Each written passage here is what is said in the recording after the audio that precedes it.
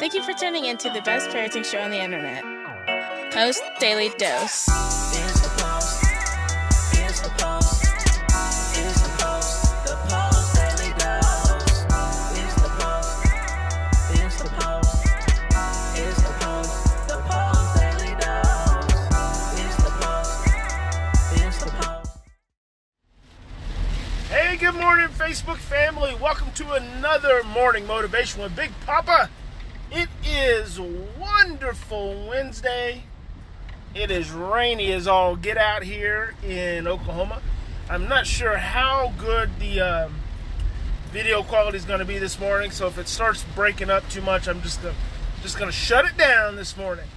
On my way to the gym as usual, and I thought I'd talk about being conscious this morning.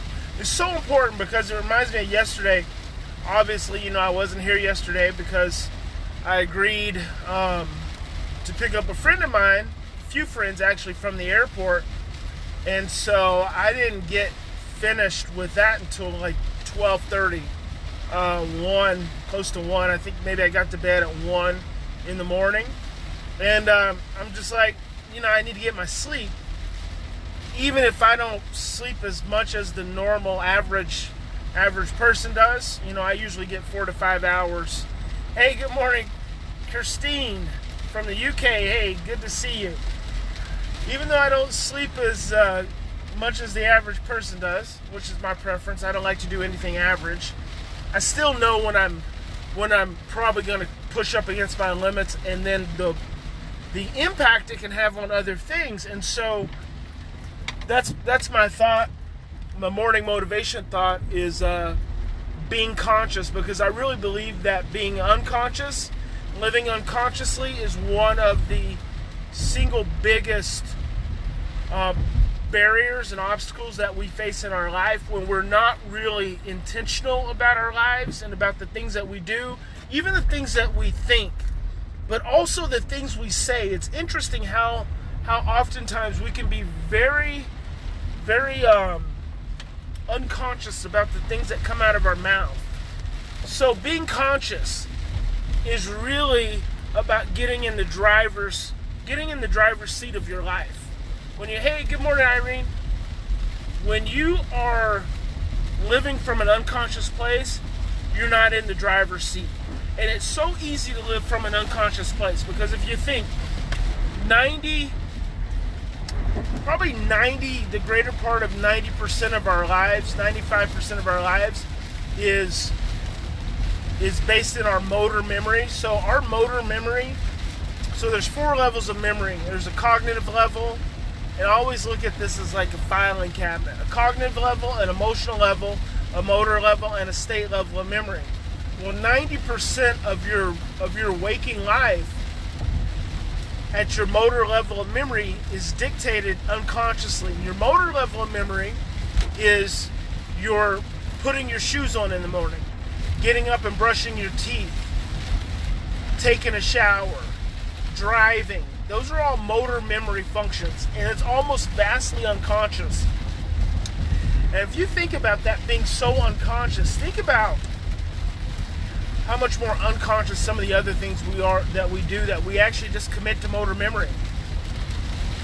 Like being in relationships, sometimes we're just committed to motor memory. Going through our lives every day, it's just like motor memory. And the sad thing about that is that that is not consciousness.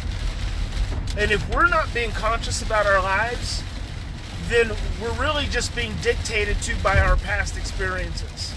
I want you to think about that. If you're not being conscious about your life, you're just being dictated to by your past experiences. And then if you're not being dictated to by your past experiences, a lot of times when we're stressed, we become obsessed about our future. So stress does 3 things. Stress causes us to react from the past, obsess about our future, but it takes us out of our present. And if you're not in the present moment, then you don't exist. It's just like right now, I'm talking to you guys. I'm very conscious of what I'm saying to you, but I'm also very conscious of my driving, because I know that when it's raining out, people drive crazy. So I'm paying attention to everything around me. my hands on the wheel, my speed, everything, especially other drivers. So I want to encourage you just to take. How do you get conscious? It's not that difficult, actually. You just have to make it intentional. You have to be intentional about being conscious. And I want to use this example. When was the last time you went and bought a pair of shoes? Right? When was the last time you went shopping, like intentionally shopping, and you probably said the night before, I'm going to go shopping tomorrow. Maybe it's Saturday. I'm going to go shopping tomorrow. I'm going to go buy this pair of shoes I've been looking at. And you filled your mind full of those shoes. It's like you probably went to sleep thinking about those shoes. You got up in the morning, you were thinking about those shoes. So the shoes filled your conscious mind. You drove to the mall, maybe you got distracted by a few other things, but when you hit that mall, it's like being on a mission, right? A woman or a man on a mission. You're going to go get those shoes. That's being conscious. You get to the shoe store, you locate the shoes, you pick them out of the box, you ask the shoe salesman for your size. Good morning, Lala. Layla, Lala. They're both beautiful. You ask the shoe salesman for your size, he brings the shoes, you pull the shoes out of the box, you smell them, you rub them against your face, you like weigh them in your hands, and then the final moment comes, you slip them on your feet, and then you stand up. And it's either magic or it's not. That is full consciousness. How many things in our life do we give that kind of conscious attention to? Right? We don't. What if we gave that kind of conscious attention to just 50% of our lives? Just 50%. It's interesting, when I write my goals down every morning, I've started to step into this awareness that my goal writing is the most exciting part of my whole day. It hasn't always been that way, because I've been writing my goals for a long time, but a lot of times I just write them like unconsciously. Like I get to the point to where I remember them and I just write them unconsciously. Sometimes I don't even feel like writing them and I just write them and I just try to get through them. But then I've thought, what if writing my goals, which they really need to be, because nothing on my goal is bad. In the car freezing, taking my 15-year-old to Lowe's before he has to be at school by 7:15. Oh my goodness. My buddy of mine, my friend that I work out with, Patrick, who I've known since I was 5, he said, he told me, because I was telling him one day about how cold it was in the van or in the car on the way to the gym. And he's like, oh man, I start my vehicle 15 minutes early. And I'm like, oh, I should do that. Well, it's actually 60 here. It's just rainy as all get out. So I hope you get warm soon. Voila. So write my goals. There's nothing on my goal sheet, on my goals in my goal book that's bad. So why wouldn't I be excited about it? And in fact, it increases the vibration of the attraction in writing them. So now I'm starting to step into the excitement of writing them. And which is cool about that is that the thing that's cool about that is it gets me up even quicker. First thing in the morning when that alarm clock goes off at 3:30, I get more conscious about writing my goals.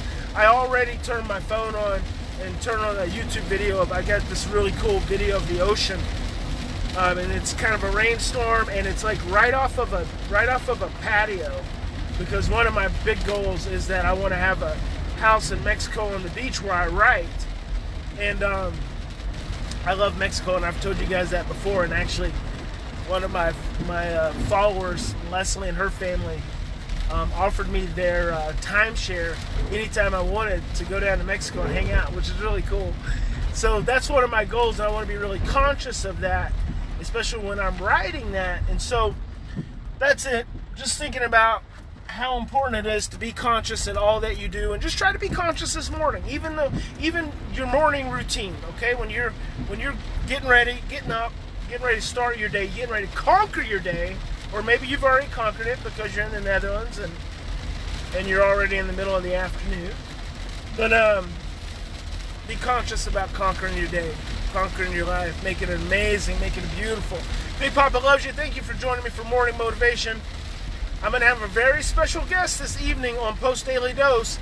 my mother, Post. So if you get a chance, tune in 6:30 p.m. Central Standard Time. She told me she wasn't going to do it yesterday. I said, oh, yeah, you're going to do it. And then, so I was NLPing her. And I was like, tomorrow, when we're doing Post Daily Dose, it's going to, should we do it short? Should we do a short show? Maybe I won't do a long show. Maybe I'll do a short show. And she's like, well, if I do it, ha ha ha. So, if you get a chance, tune in 6:30 p.m. Central Standard Time for Post Daily Dose. If you don't, that's cool. You'll catch it on the replay. God bless you. Big Papa loves you. Go make it an amazing and wonderful Wednesday. And we will see you tomorrow.